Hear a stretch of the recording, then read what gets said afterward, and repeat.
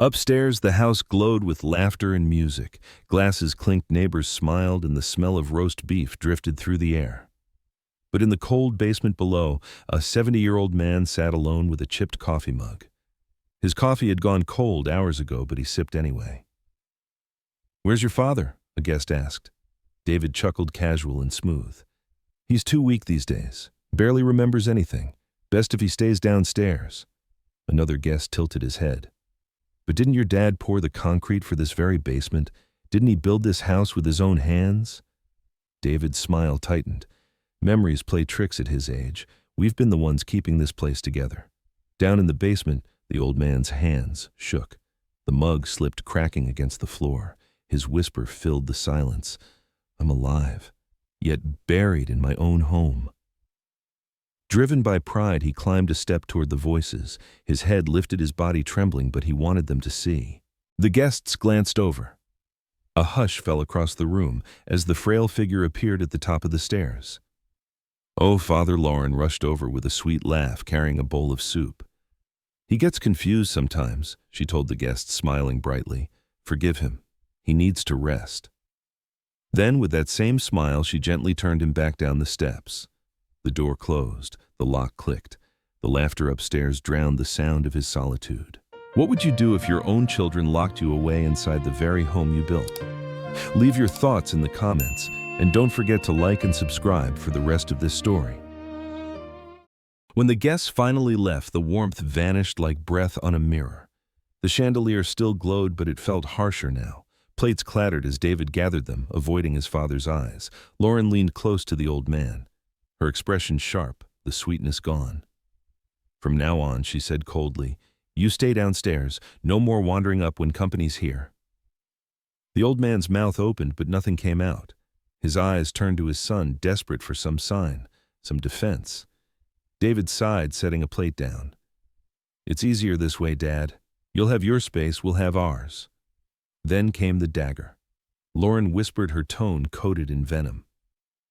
"People think we're saints for taking you in. Father, don't ruin that." The old man felt his chest tighten as though every word pressed down like bricks. The basement's silence pressed against him, heavy and suffocating. He closed his eyes, and in that darkness the years began to rewind. He was young again, boots laced tight, lunch pail in hand. The steel mill roared like a beast, flames spitting from furnaces, the clang of hammers echoing across endless concrete. He remembered the sting of sparks on his arms, the ache in his shoulders after 12-hour shifts. Each blister, each burn, each drop of sweat carried a purpose to give his family a life better than the one he had known. He remembered the bills, tuition notices, hospital invoices, mortgage statements. Nights spent at the kitchen table, the overhead bulb casting a yellow glow as he and his wife bent over the numbers.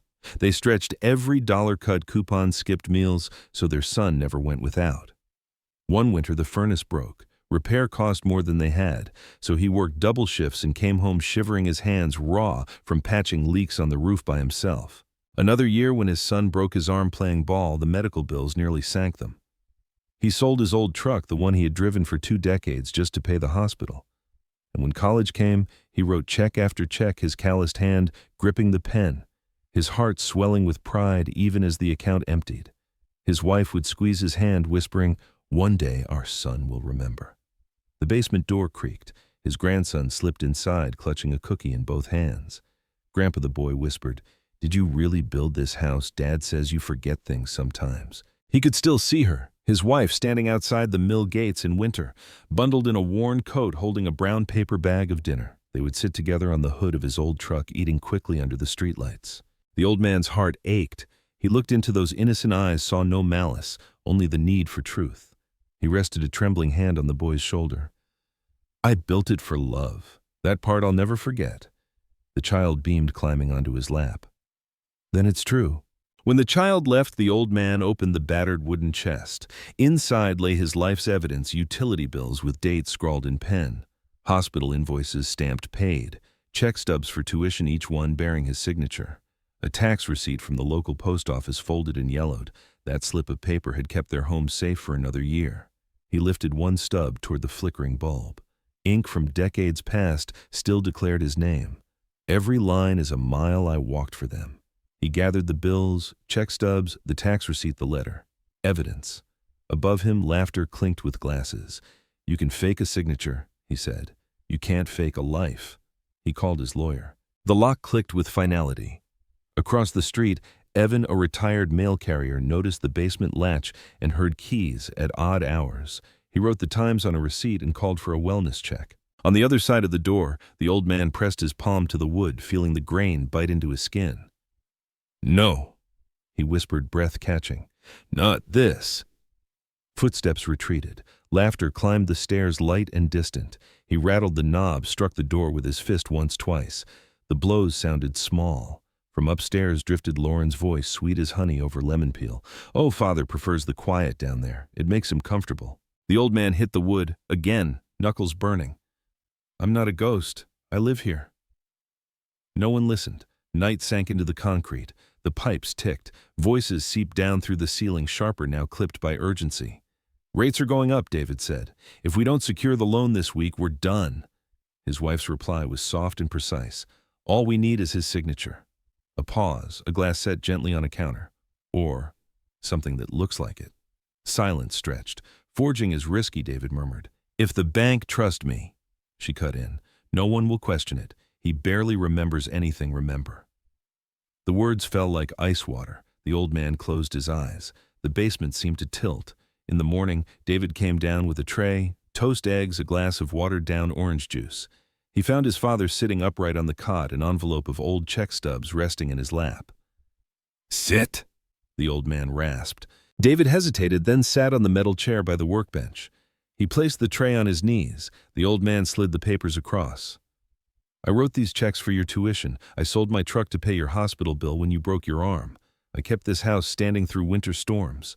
His voice frayed. "And you want to erase me with one signature?" A muscle in David's jaw twitched. "Dad, it's not erasing. It's surviving. It's family. Family." The old man's laugh was a dry crack. "Family isn't blood. Family is honor. You're asking me to dishonor everything I built." David lowered his voice, leaning in as if sharing a secret. "Do it for your grandson. Don't you want him to have a future? One piece of paper, Dad. One piece. One piece of paper," the old man said, "can bury a man alive." By afternoon, the doorbell rang. Casserole warmth filled the kitchen as neighbors stepped in with a foil-covered dish.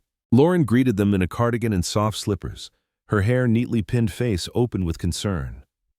"Father's resting," she told them gently. "His memory slips these days. Sometimes he even signs the same check twice, forgets he already paid." "Oh, bless you for taking care of him," a neighbor said, patting her arm. "You two are saints." The old man climbed the top step of the basement and stood in the doorway, framed by shadow. "That's a lie," he said, voice raw. "I remember everything. I built this house," gasps flickered around the room.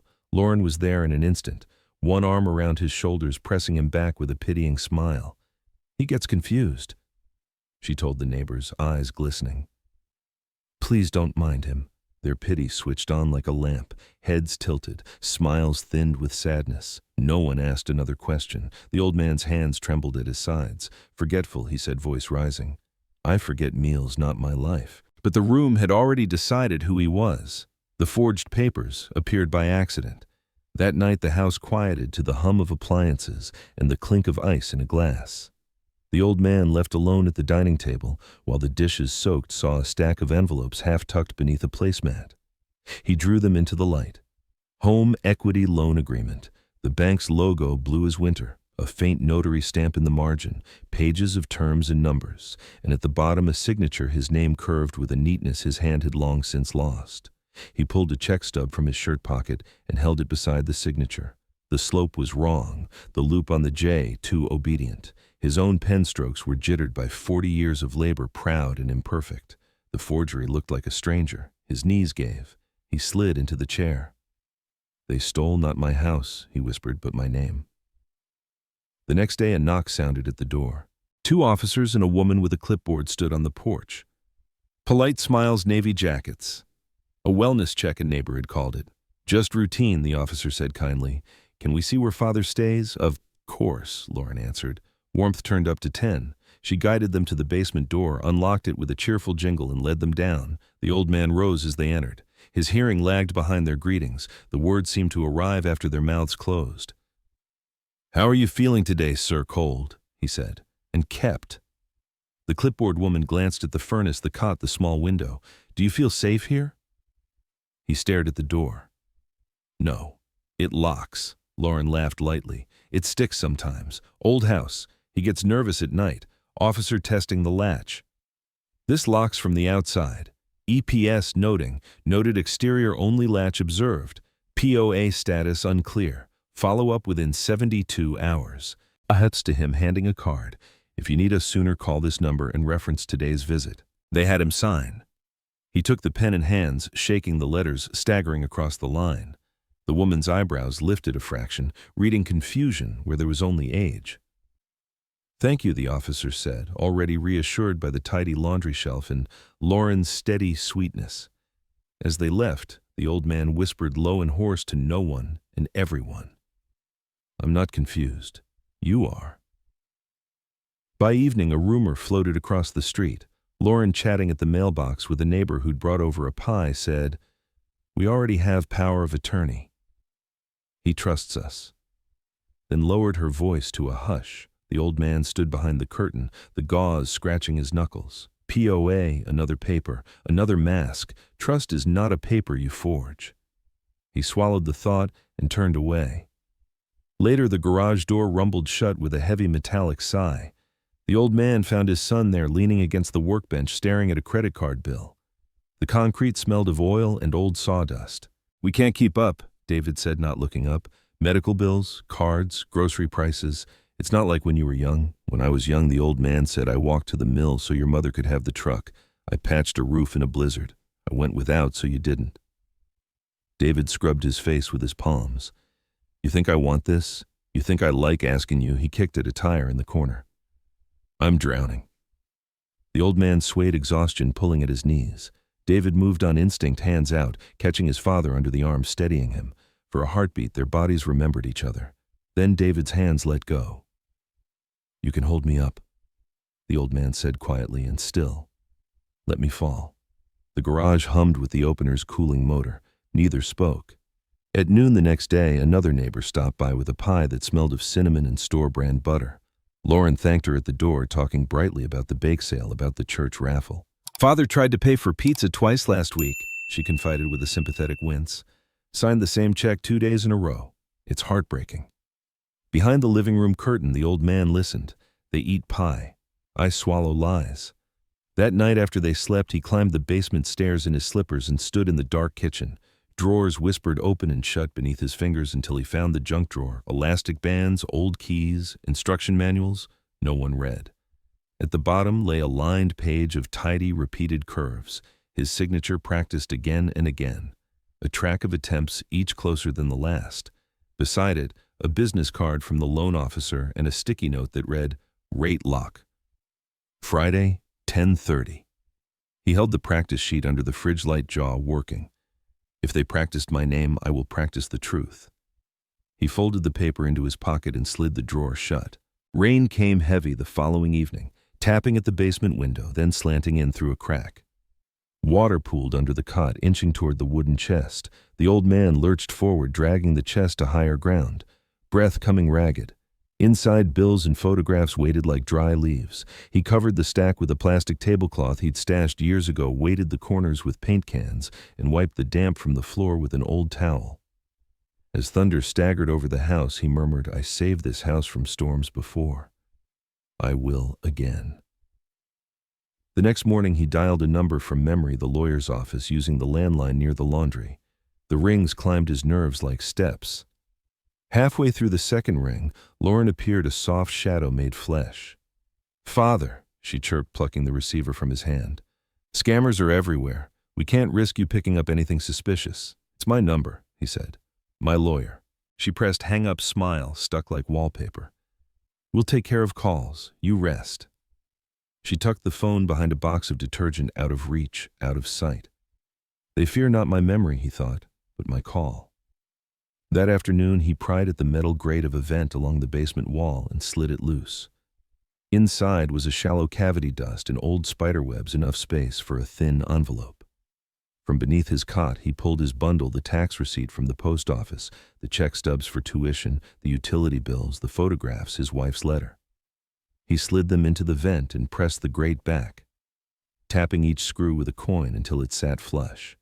A house has eyes. On Sunday, the talk moved from kitchens to the church parking lot. The old man stood beneath the awning after the service collar turned up against the wind, while his Lauren spoke to a circle of sympathetic faces.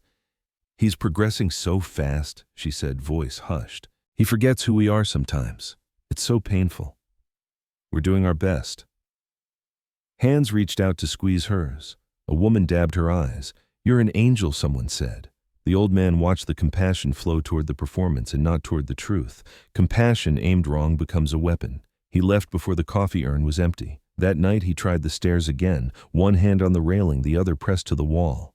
The bulb above the staircase had been removed, the steps slick with polish. Halfway up his foot slid. The railing bit his palm. He caught himself with a gasp and stood shaking in the dark. From the top landing came Lauren's voice, drifting like silk.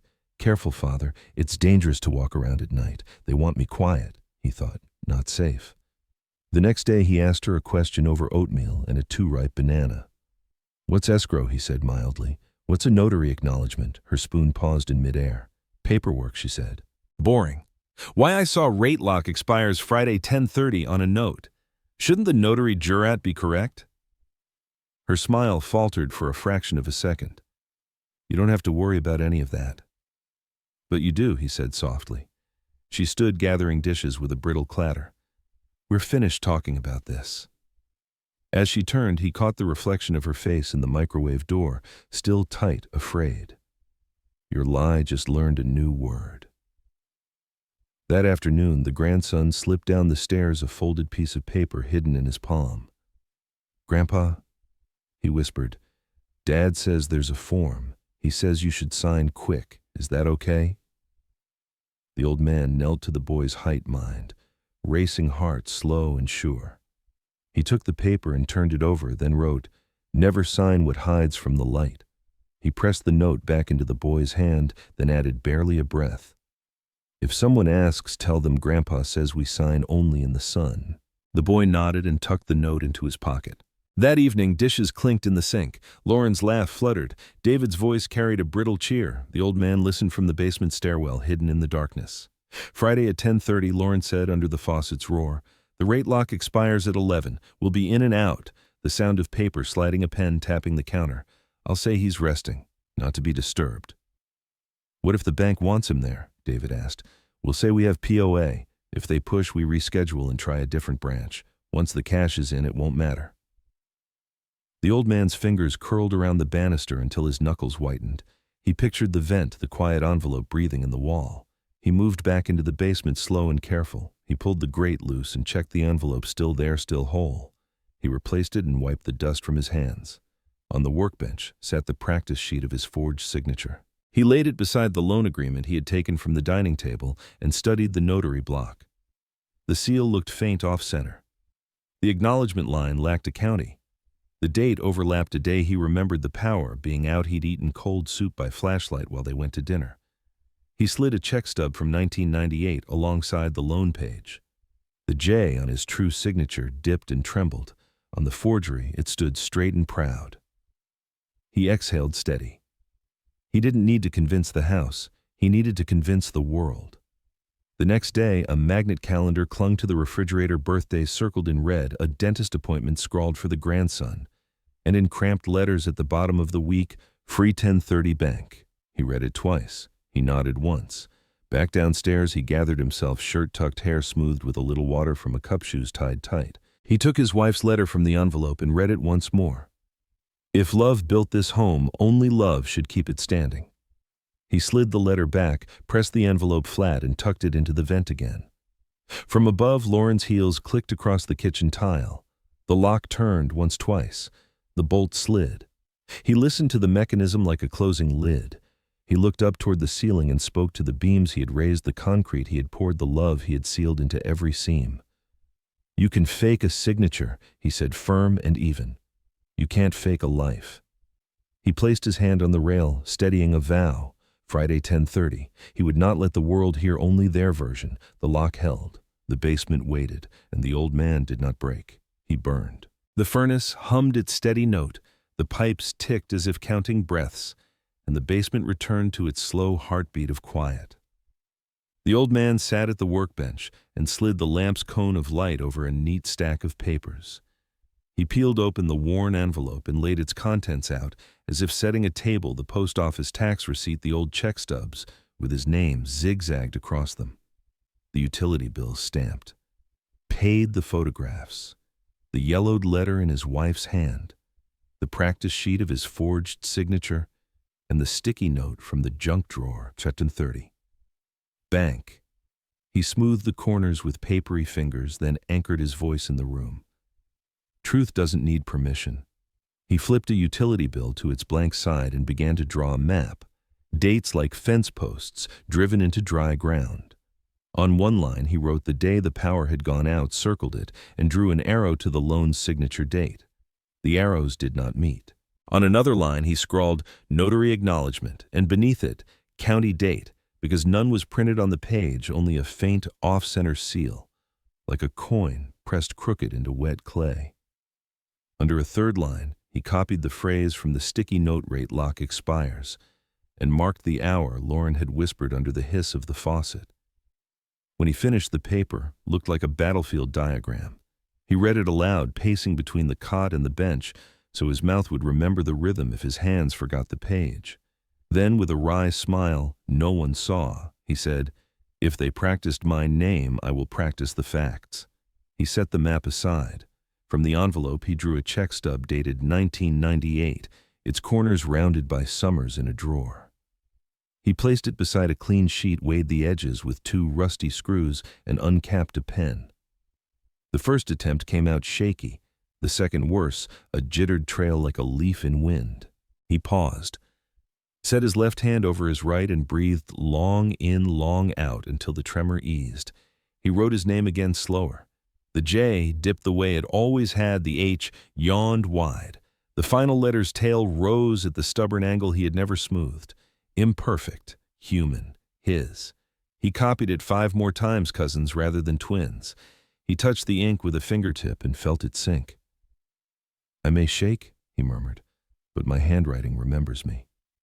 He glanced from the forger's practice sheet to his own line of names and added, quiet as prayer. They practiced a signature. I practiced a lifetime. He set the pen down, then, almost smiling, "My hand may tremble. My proof won't." He reached for the letter that had lived like a keepsake at the envelope's bottom. The paper gave a small sigh as he opened it. He didn't need to read it, he could recite it, but he wanted her voice in the room, wanted the gentle arcs of her letters beside him. If the day ever turns unkind, she had written, "Remember, this house is not walls and wood. It is our promise. If love built this home, only love should keep it standing." Heat rose behind his eyes. One tear found the crease of his nose. "I kept the promise," he whispered, to the letter, to the air, to the beams he had raised. "Until now. Help me keep it again." The basement door eased. A thin cone of light fell down the steps, flashlight wobble small hand. His grandson tiptoed in sneakers, whispering on concrete, the beams skating over joists like a pocketful of stars. Grandpa the boy whispered, "Are you okay?" The old man smiled with the careful joy of someone holding a bird. "I am," he said, "and I'm getting ready. Dad says there's a form the child went on. He says you should sign quick. Is that okay?" The old man knelt, knees complaining but obeying. He cupped the boy's cheek. "Listen," he said gently, "we don't sign in shadows." The boy blinked. "Where then only sign in the sun?" he answered. "Tell the truth where everyone can see it." The child nodded, a little soldier receiving orders. The old man scribbled on the corner of a grocery receipt. "Grandpa will be there Friday," folded it twice small as a secret. "Keep this safe," he said. "If you feel worried, show it to a teacher who helps you. And remember, Grandpa will handle the grown-up stuff. You just be a kid. You don't need to lie for anyone." The boy hugged him quick, hard, and climbed the stairs, the flashlight circle swimming cheerfully ahead. The door clicked. Hope had small shoes. He could hear it when it ran. He turned back to the papers. Preparation was a kind of mercy on the heart, on the mind. He took a second sheet and recopied the map dates, arrows, questions, errors. On a third, he wrote the banker's checklist in block letters. Who notarized this? Where? What ID did you see? Why is the county missing? Why this date? He drew a small box at the end of each line. He made duplicates, one set folded into the main envelope. Another slid into a plain white sleeve labeled receipts in dull, unpromising hand. A forged paper fears daylight, he thought, and felt his mouth grow firm. He went to the vent. Earlier, coin taps had loosened the screws. The grate lifted with a dry sigh. Inside, the envelope waited. He tucked the new map and checklist behind the tax receipt, closed the flap, and returned the bundle to the cavity. He seated the grate, tightened each screw with the coin until they sat flush, then rubbed a veil of dust over the head so they wouldn't gleam. He knelt at the cot, found a loose slat at the headboard, and slipped the plainer receipts envelope beneath. The slat clicked back. A house kept us safe, he told the boards and pipes and poured concrete. Now it will keep our truth. He stood, breathing a little hard but steady. The lamp's cone warmed the papers to the color of tea. The clock above the laundry clicked into the next minute. He laid out clothes the way he once laid out his son's Little League uniform, a clean shirt, the belt that still knew his notch, the good shoes polished back to memory. He slid the main envelope into a canvas tote with a spiral notebook and a working pen clipped to the cover. Then added his phone book, not because numbers were faster than memory, but because holding it steadied him. He sat and read his wife's letter once more, not for instruction, but company. He folded it carefully and placed it in the tote, not with the evidence, but separate, like a hand in his. He turned off the lamp and let his eyes learn the room's outline. Workbench, stairs, vent, the small window where a square of night pressed its forehead to the glass. He spoke to the beams. Paper, ink, and truth, he said. That's all I have. That's all I need. He pictured the bank lobby in morning light, the polished floor, the quiet line, the clock above the teller windows ticking toward 10:30. He pictured sunlight on the teller glass, no shadows, no whispers, a chair, a desk, a notary stamp, his own hand steadying itself over a page, his name not forged, not borrowed, standing where it belonged. He closed the tote and set it by the stairs where his hand would find it at dawn. He pressed his palm to the grate, his thumb to the slat, feeling both answers return through the wood and metal. He looked up at the ceiling, the underside of the kitchen, where he had once danced with his wife on a summer night, windows open, radio low. A shadow paused on the stairs, listening, and moved away. Tomorrow is for plans, he said into the quiet, making a promise that shaped itself as it left his mouth. Friday is for proof. He didn't turn the lamp back on. The room held, and in the dark the old man felt not buried but braced like a foundation that had kept its line through storms and would keep it still. Friday came bright and clean. Sun laid a neat rectangle across the porch, and the old man stepped into it in his good shirt and polished shoes, the canvas tote on his shoulder. He'd left the basement in order. The envelope slept in the wall where the vent would keep its secret. At 10:30 sharp, a sedan rolled to the curb. A woman in a navy blazer led the way, badge clipped at her collar. Behind her came a man with a leather portfolio and another woman carrying a notary case that clicked when it opened. "Good morning," the first woman said. "I'm Ms. Alvarez, branch manager. This is Mr. Kemp from compliance and Ms. Doyle, mobile notary. We were scheduled to meet the family about a home equity loan." "You've met them," the old man said. "Now meet the house and meet the man who built it." Alvarez's eyes softened, then steadied. "May we speak inside?" "We'll speak here," he said, "in the sun." Footsteps hurried from the driveway. Lauren arrived, glowing with courtesy. "You're early," she sang. "Father isn't feeling his best. Let's handle paperwork quickly. I have the power of attorney right here." She produced a clipped stack. David hovered a half step behind, hands in pockets. Alvarez took the POA, paging carefully. "We'll review this," she said, professional and calm. To the old man, "Are you comfortable speaking with us directly?" "I invited you," he said. "I'm comfortable." Ms. Doyle opened her case on the rail-stamped journal, blue pen. "If we proceed, I'll verify identification and witness signatures." "We're not," Lauren began. "We are," the old man said. He handed over his driver's license. Doyle compared photo and name, logged the entry in her journal pen, scratching neat. Kemp slid a copy of the home equity loan agreement from his portfolio bank logo, faint notary seal, a signature at the bottom that wore the old man's letters with someone else's bones.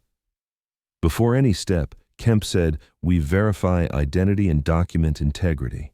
"That's why we're here. We're grateful," Lauren replied. Smile, bright and brittle. The old man set his toad on a chair. He drew out the map he'd made last night, dates, arrows, questions, then placed beside it a 1998 check stub with his true signature and the post office tax receipt. He kept his wife's letter in the tote private as breath. Alvarez scanned the map, then the bank copy. "You've done a lot of work," she said. "I've done a lot of work my whole life," he answered. "This is lighter than cement." Ms. Doyle lifted the loan to the light. The seal caught the sun, faint and off-center. "No county listed," she said, tapping the notary block. "Acknowledgement language is incomplete." She checked the date. "Also, the city lost power that day. Notarizing in a dark house. Unlikely." "We signed at a cafe," Lauren said quickly. "Lots of windows." "Which cafe?" Kemp asked, mild as milk. "Downtown, the big one. The one on Maple," Kemp said. "Closed that day. Water main break." He didn't look up from his phone as he spoke. David swallowed. "Maybe the other one," he mumbled. Doyle turned to a printed list in the back of her journal.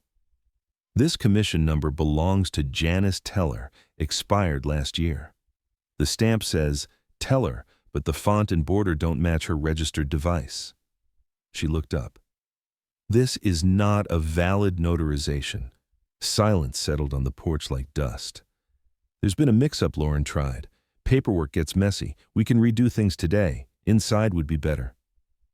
"Father gets chilly. We'll do nothing inside," the old man said, not unkindly. "If paper is clean, it shouldn't fear light." Alvarez closed the folder with a precise click. "We're freezing the application," she said, voice firm. "Referring to fraud and elder protection, funding is suspended." David gripped the rail as if it might hold him up. "Wait," he said, thin and stunned. "We," Sir Kemp said gently, "this protects everyone, especially him. If there's a legitimate need, there are legal ways. This isn't one." "He asked us to handle things," Lauren insisted. "He forgets. We're doing our best." The old man didn't look at her. He looked at the three professionals the way a man looks at a compass checking direction. "Do you see me?" he asked, "or only your forms?" "I see you," Alvarez said, "and I hear you." He nodded. "Good. Then hear this." He set the check stub next to the loan signature. "This is my name," he said, tapping the stub. "And this, a tap on the loan, is someone practicing my bones for my journal." Doyle said, sliding her page toward him. "Would you write your name as you normally do?" He set his left hand over his right to steady it, breathed and wrote. The J dipped. The tail rose at that stubborn angle. Imperfect human. His. Doyle compared it to the loan's tidy flourish. "They don't match," she said, "not even with natural variation." Kemp placed a call. "County recorder," he said. "Confirm whether a power of attorney naming son's full name is recorded for old man's full name." He listened, nodded, ended the call. "No POA on record, nothing current, nothing ever." We were going to file it later," Lauren said. "That isn't how it works," Alvarez answered, heat entering her voice. "You don't spend authority you don't have." David stared at the car's windshield. "We needed help," he said, to no one, to everyone. "We were drowning." The old man let sunlight fill the space between them. "I know drowning," he said quietly. "I walked to the mill so your mother could drive. I patched a roof in a blizzard so you slept warm. I sold my truck to pay your hospital bill. Need is real. So is right." At the screen door, two eyes appeared, his grandson's. The boy didn't speak. He watched the adults hold a house between them like a fragile bowl. The old man tipped his head a fraction, a soldier's greeting. The boy pressed his mouth into a line and vanished back into the dim. "Document everything," Alvarez said. "Mr. Kemp, note the stamp discrepancy and lack of county. Ms. Doyle, keep the ID copies and the signature you witnessed today." She turned to the old man. "Our team will contact you directly. Preferred number?" "The landline," he said, raising the little phone book. "If I don't answer, call again. The house hears me." A brief smile touched Alvarez's face. "We will." She returned the tainted loan copy. "Keep this off your table. We'll need originals later, but for now let it gather no more dust." Lauren's mask slipped. Fear showed through. Anger, too.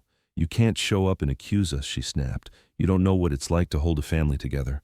"Holding a family together doesn't require a counterfeit stamp," Alvarez said, not unkind, but immovable. David touched his wife's elbow. She pulled away. The old man lifted his tote. We're finished, he said, stepping back from the line where sun met shade. If you need more, I have more. Paper, ink, and truth. Doyle closed her case with a tidy click. Kemp stacked his portfolio. Alvarez offered a card. He slipped it into the spiral notebook's pocket. Thank you for meeting us out here, she said. It matters. It always has, he answered.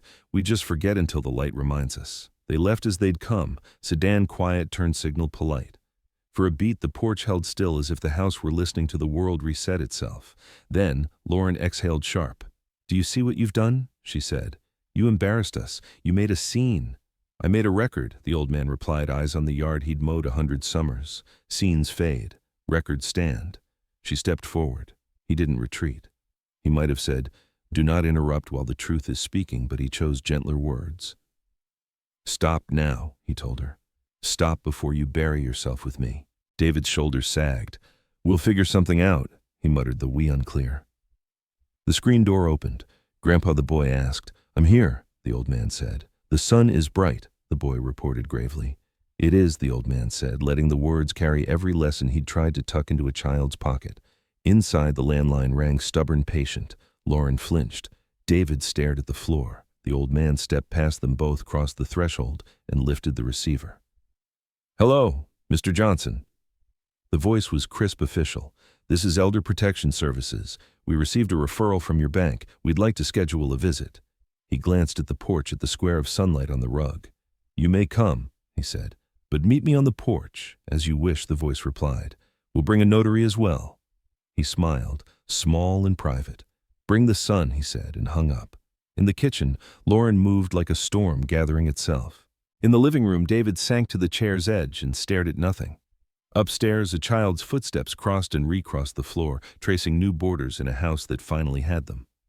The old man returned to the porch and placed his palm on the rail he had sanded smooth 20 summers ago. The street looked ordinary as bread. The turning point had arrived without banners, only daylight laid on paper. The loan was frozen. The story had changed direction. And the house, which had held its breath for months, at last exhaled. The courthouse smelled of paper and polish. The old man sat in front with his canvas tote.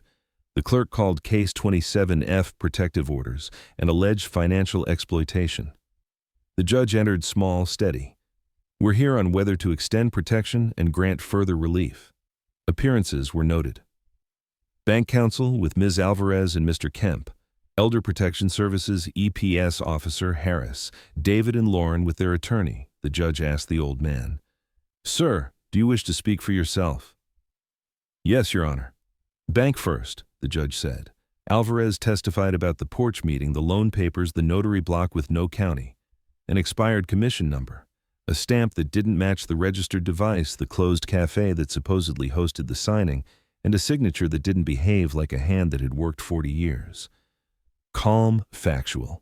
Kemp testified the bank froze the loan, referred it to fraud and elder protection, and confirmed with the county recorder there was no power of attorney on file for David and nothing current, nothing ever. Ms. Doyle, the judge said.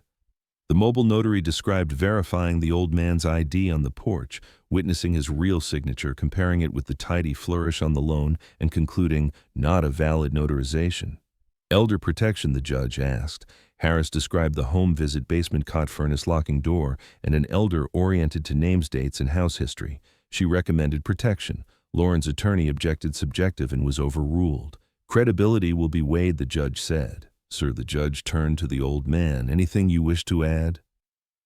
He stood steadying a hand on the rail. Only this, Your Honor. You cannot mortgage what you do not own. Respondents, the judge said. Lauren tried for calm. We were helping. Father forgets. The notary made an error. We manage things so bills get paid. Do you have a valid power of attorney? The judge asked. It was in process, their lawyer said. In process is not in effect, the judge replied. David rose. We were drowning bills, everything. I thought there was a way. His voice fell. I'm sorry. Do you dispute the bank's testimony, number elder protection's description of the home, num? The judge turned back to the file. There's also a motion regarding title. Sir, are you prepared to address ownership? The old man lifted his tote and produced a document. Yes, Your Honor. This is a recorded deed. Last September, after my wife passed, I executed and recorded a deed placing the home into the Johnson Family Trust. The trustee is Marie Collins Neutral. The beneficiary is my grandson. I live as a beneficiary, but title is in the trust. The bailiff carried the deed up. The clerk typed, paused, and said, "Confirmed. Recorded last September. Trustee Marie Collins, beneficiary minor grandson." The judge looked to bank counsel. "If title is in the trust," counsel said, "any loan signed by a non-owner is void. We will maintain the freeze and cooperate with investigation." Lauren's attorney protested, "Ambush, no notice of a trust. You had notice of the law," the judge said. Murmurs moved through the gallery. Two neighbors sat straighter. EPS. The judge said, "Relief requested." "Protective order," Harris answered. "Respondents to have no control of petitioner's finances, no interference with communications, no restrictions on his movement at home. Notify trustee to ensure safety and access." "Granted," the judge said, signing. She turned to David. "You will not lock interior doors against your father. You will not speak for him to banks. You will not claim a power of attorney you don't hold." "Understood." "Yes, Your Honor." To Lauren, "You will not present forged documents. You will not interfere with EPS." "Understood." "Yes, bank's freeze remains," the judge continued. "This matter is referred to the district attorney for any criminal review. Court retains jurisdiction for enforcement." She nodded to the old man. "Anything further?" He rested a palm on the tote. "I didn't come to punish my son. I came to protect my grandson. I gave this house to the future before they tried to sell my past," noted the judge said. One measured rap of the gavel, adjourned, chairs scraped, folders closed. In the aisle, the old man met Marie Collins, firm-eyed, practical, and his grandson. Marie touched the boy's shoulder. "Your grandpa was wise." The boy nodded like he already knew. On the steps, Lauren tried again. "We did our best. He made us look like villains." A neighbor answered, not unkindly. "Paperwork did that." David stood apart. The old man paused beside him, not long, just enough. "I remember your promise to take care of me," he said. "I kept mine to your mother." "Keep yours to your son." David had no words. Some truths don't need them. They went home in a quiet car. The house waited with its honest face. The basement door stood open. No bolt, no key.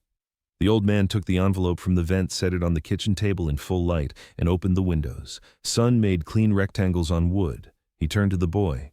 "Do you remember our rule?" The child grinned, solemn. "Only sign in the sun. That's right." The old man hung the tote by the door next to a long idle cap. He looked at the room, the rails, the light. "You cannot steal a life that already belongs to the future," he said to the house, to the years, to anyone who would tell it right. And for the first time in months, the house didn't hold its breath. It breathed, seen signs of elder financial abuse. Speak up. If you or a loved one needs help, contact your local adult protective services. Support the series. Like, subscribe, and tell us below. What's one family rule that protects dignity at home? Thank you for watching.